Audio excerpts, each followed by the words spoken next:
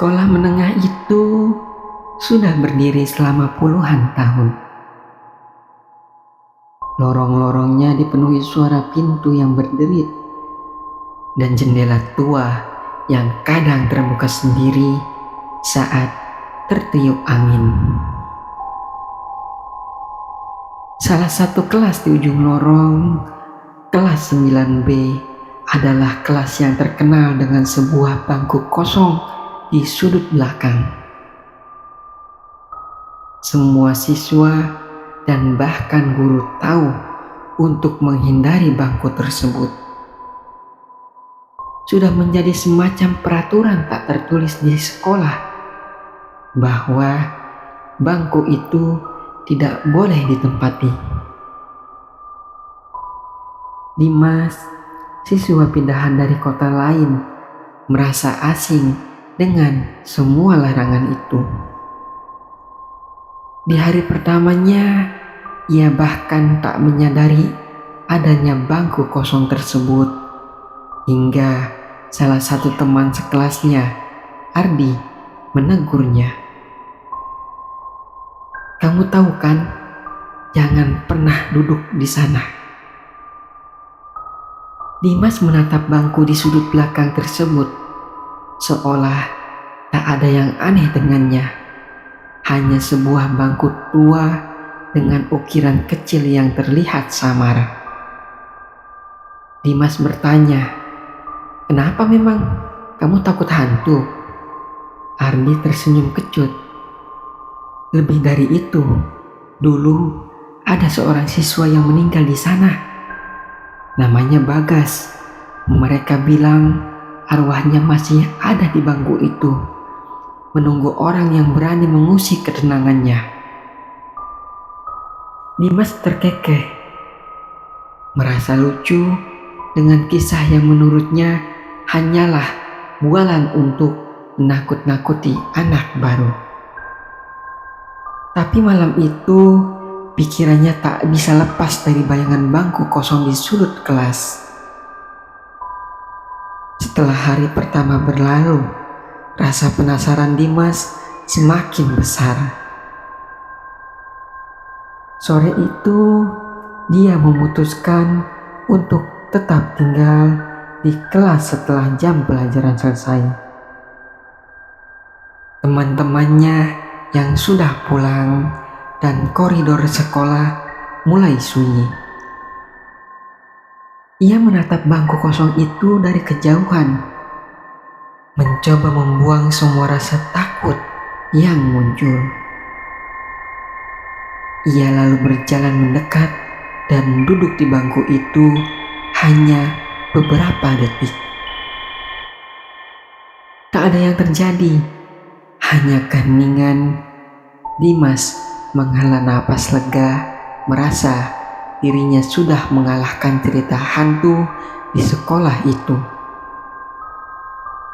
Namun, ketika ia hendak pulang dan berjalan melewati lorong, ia merasakan sesuatu yang aneh. Suasana yang sebelumnya tenang berubah. Udara di sekelilingnya tiba-tiba terasa dingin dan suara langkah kaki yang samar terdengar di belakangnya. Dimas menghentikan langkahnya, berpikir bahwa itu hanyalah perasaannya saja. Sampai akhirnya dia mendengar bisikan pelan dari arah belakang. "Bangku itu milikku." Dimas terdiam, merasa darahnya membeku. Ia menoleh, tapi tak ada siapapun di sana. Detik itu juga ia berlari keluar dari sekolah dengan keringat dingin mengucur deras di pelipisnya. Setelah kejadian itu, Dimas merasa ada yang salah. Malamnya, ia tidur dengan gelisah. Mimpi buruk terus menghantuinya. Dalam mimpinya, dia melihat dirinya kembali duduk di bangku kosong. Suasana gelap dan dingin seperti tidak berpenghuni. Di depannya, sosok berbayang hitam berdiri dengan wajah pucat dan mata kosong. Siapa kamu? Tanya Dimas dalam mimpinya dengan suara gemetar. Sosok itu mendekat, mengulurkan tangannya yang pucat sambil menunjuk. Bangku itu milikku. Jangan pernah usik aku lagi. Bisik sosok itu dengan suara gemetar. Dimas terbangun dengan napas yang terengah-engah. Jam menunjukkan pukul 3 dini hari. Dia mengusap keningnya yang basah oleh keringat dingin, tapi perasaannya semakin tak nyaman. Sejak malam itu, suara-suara aneh, bayangan hitam di sudut-sudut kamar, dan desiran angin yang tak wajar terus menghantuinya setiap malam. Setelah beberapa hari dihantui mimpi buruk, Dimas merasa perlu mencari tahu lebih lanjut tentang bangku kosong itu. Ia mendatangi perpustakaan sekolah, mencari-cari catatan lama tentang kejadian di sekolah. Di salah satu arsip usang yang berdebu, ia menemukan sebuah artikel koran tua yang berjudul "Kematian Misterius Siswa di Kelas 9B". Di artikel itu tertulis tentang seorang siswa bernama Bagas yang meninggal secara misterius di kelas. Menurut laporan, Bagas ditemukan tewas dengan kondisi wajah pucat, duduk di bangku itu seperti tidur. Tak ada yang tahu penyebab kematiannya. Sejak saat itu, bangku itu dibiarkan kosong, dan siswa-siswa yang duduk di sana seringkali mengalami hal-hal yang aneh. Saat membaca kisah itu, Dimas merasakan bulu kuduknya meremang. Namun, ia semakin penasaran. Ia memutuskan untuk mencari tahu lebih lanjut kepada seorang guru tua di sekolah itu yang mungkin masih ingat kejadian tersebut. Guru itu menatap Dimas dengan pandangan serius ketika ia mendengar pernyataan Dimas. Anak itu namanya Bagas, sering dibully oleh teman-temannya, hingga suatu hari mereka mengurungnya di kelas. Dan keesokan harinya, Bagas ditemukan sudah tidak bernyawa di bangku itu. Cerita sang guru menghela napas berat. Roh Bagas tampaknya belum tenang. Ia terus menunggu seseorang untuk mendengar kisahnya. Lanjut guru tersebut.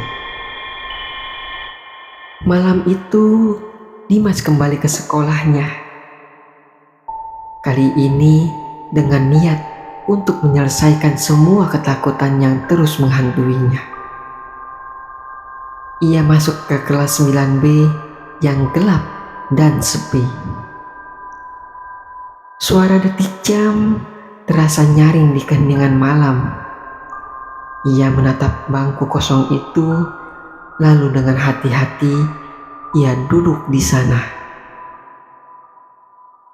Tiba-tiba, udara di sekitarnya terasa semakin dingin, dan dari balik bayangan, sosok Bagas yang perlahan muncul.